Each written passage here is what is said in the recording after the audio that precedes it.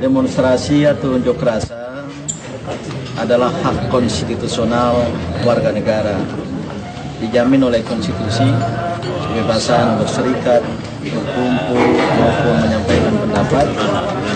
Maka perlulah kita pandang secara jernih dan tidak perlu dihalangi. Saya kira yang menghalangi dan melarang unjuk rasa sekarang ini bisa dianggap nanti konstitusi. Tentu selama unjuk rasa itu, demonstrasi itu tidak mengganggu ketertiban umum. Karena ketertiban umum itu juga adalah wilayah yang dijamin juga oleh negara.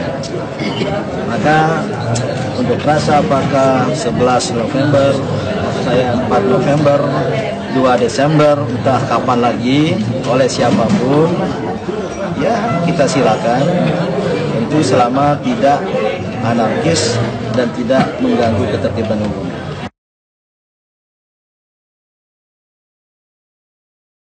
Ya tergantung ya, karena sebagian warga masyarakat khususnya yang turun pada aksi damai atau reaksi damai 4 November yang lalu merasa aspirasinya belum terpenuhi sepenuhnya.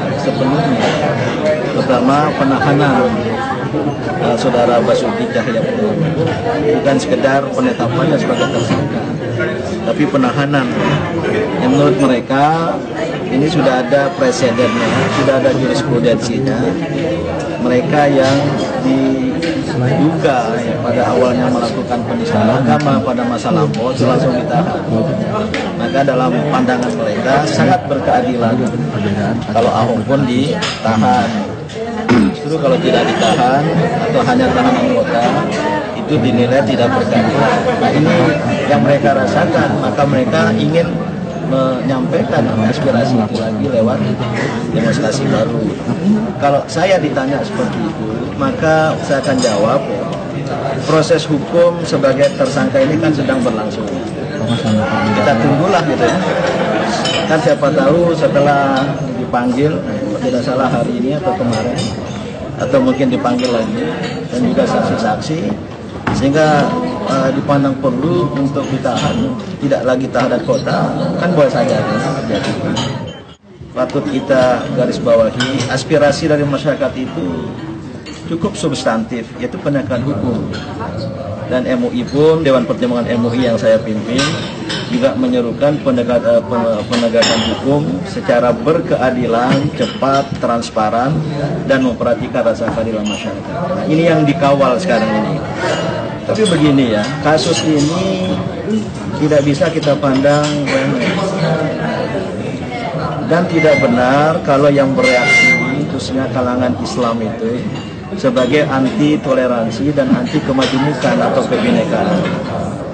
Justru ujaran di Pulau Seribu itu yang mengandung kebencian dan kemudian dirasakan sebagai penistaan agama adalah manifestasi dari intoleransi, manifestasi dari anti kemajemukan.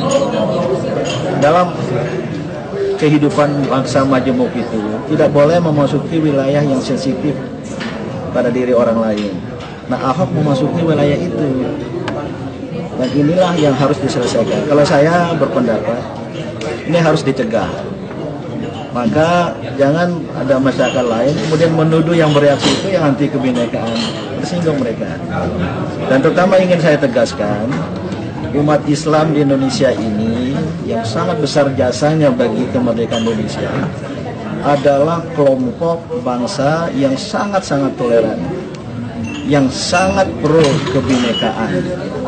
Tidak bisa kita bayangkan Indonesia bisa seperti sekarang ini kalau tanpa toleransi tinggi dari umat Islam, kalau tanpa wawasan kebinekaan dari kalangan umat Islam. Maka tolong itu jangan diusik, jangan diganggu, jangan dicurigai ya. Justru karena nanti kalau itu dicurigai, maka bisa dianggap itu yang anti toleransi, itu yang anti kebinekaan. Yang kedua, masalah Pulau Seribu ini bukan masalah kecil. Kalau saya pertama ingin memesankan, ini tidak ada kaitan dengan agama tertentu, khususnya Kristen. tidak ada kaitan etnik tertentu, khususnya Tionghoa.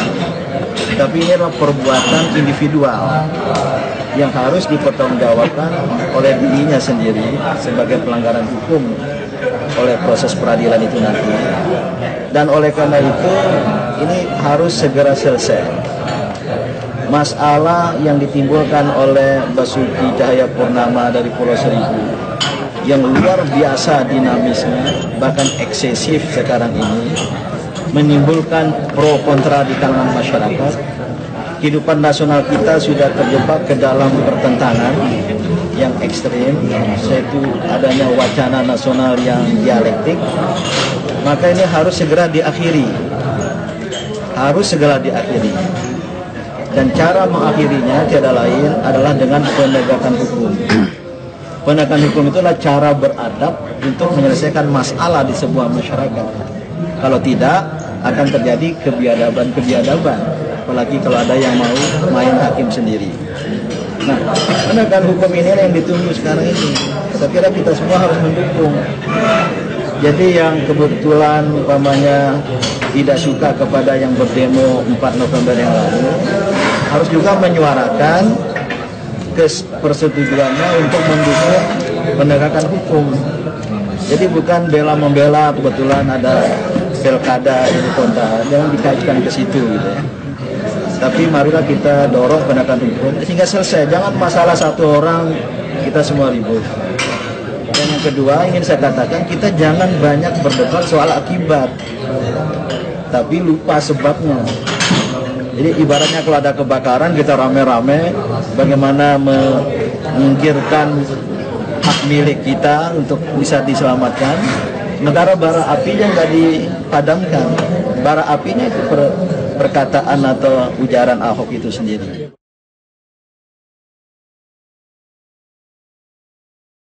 Ibaratnya kalau saya sudah meyakini ini ada penistaan, ya, penistaannya itu bukan soal tafsir. Orang banyak keliru mempersoalkan tafsir.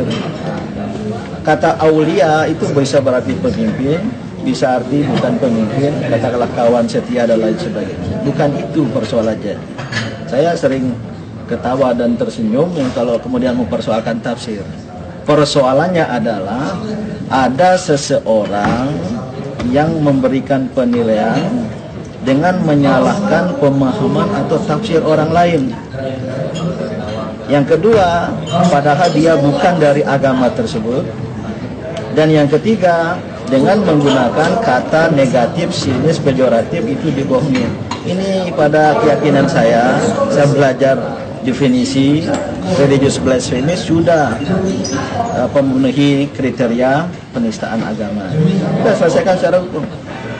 Nah, kalau itu dibela-bela, apalagi kalau ada gelagat oleh aparat penegak hukum dibela-bela, wah, saya yang bergerak bersama-sama tokoh lintas agama menegakkan kerukunan antar umat beragama ini, saya tersinggung. Oleh karena itu selesaikan gitu. Maka ya itu sudah seloroh ya. Kalau seandainya tidak, ya boleh jadi saya akan ajak semua umat beragama. Ini mengganggu loh kerukunan kita. Jadi ini bukan anti kemajemukan, justru kita bergerak untuk menolak yang mengganggu kemajemukan. Dan ini harus menjadi pikiran umat berbagai agama, tidak hanya umat Islam. Baik umat Kristiani, Hindu, Buddha, Konghucu harus merasa juga ini adalah benih-benih yang tidak sehat dalam kehidupan bersama kita di masyarakat Majemuk ini. Ya, kalau soal ditahan tidak ditahan itu kan harus kriteria hukum. Saya bukan ahlinya. Tapi yang kedua, sudah ada contohnya di masa lampau, ada presidennya, ada jurisprudensinya. Saya nggak usah sebut nama-nama ya. Begitu terjadi langsung ditahan. Tapi kan dibela-bela itu kan pada Orde Baru. Itu janganlah dibawa gitu. Tapi yang kedua, jangan sampai kalau tidak ditahan itu kemudian menimbulkan masalah lebih rumit lagi. Dan ternyata masalah berkembang jadi rumit. Ahok kemudian membela diri dan bahkan menuduh orang-orang yang berdemo pada 4 November lalu itu dibayar. Sekarang ada tuntutan hukum baru. Nah, itu gara-gara karena tidak ditahan itu. Saya khawatir nanti dia punya ujaran yang baru lagi yang kemudian masuk ke dalam pelanggaran hukum. Maka pada hemat saya bagus kalau ditahan itu, supaya jangan lebih rumit lagi masalah, biar selesailah. Kita sebangsa, setanah air, berbagai agama, berbagai suku, mari bersama-sama. Jangan kemudian masyarakat ini terbelah lantaran satu orang. Jangan karena nilai setitik rusak susu sebelahnya. Jangan karena orang satu, saya istilahkan harmoni bangsa terganggu. Mari kita membangun, dan oleh karena itu kita dorong pemerintah kita ini meneruskan amanatnya.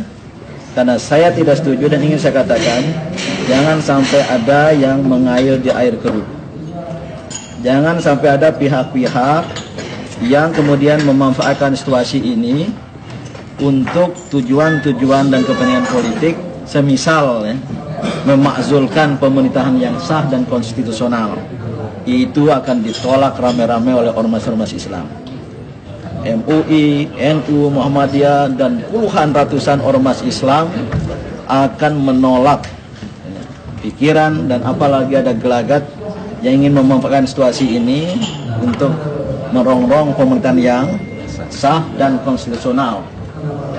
Oleh karena itu tidak harus ke sana dan jangan sampai ada ke sana. Tapi fokuskan saja pada penegakan hukum. Tapi pada sisi lain pemerintah juga jangan kemudian terkesan tidak serius. Ini berbahaya. Kalau pemerintah, khususnya Kepolisian Republik Indonesia dan sekarang juga Kejaksaan, nanti terkesan tidak sungguh-sungguh, apalagi ada bukti-bukti tidak berkeadilan, ini mohon maaf, ini yang akan menyulut reaksi masyarakat. Dan kalau reaksi itu membesar dan membesar, ini akan merugikan kita semua. Mudah-mudahan tidak sampai terjadi hal demikian.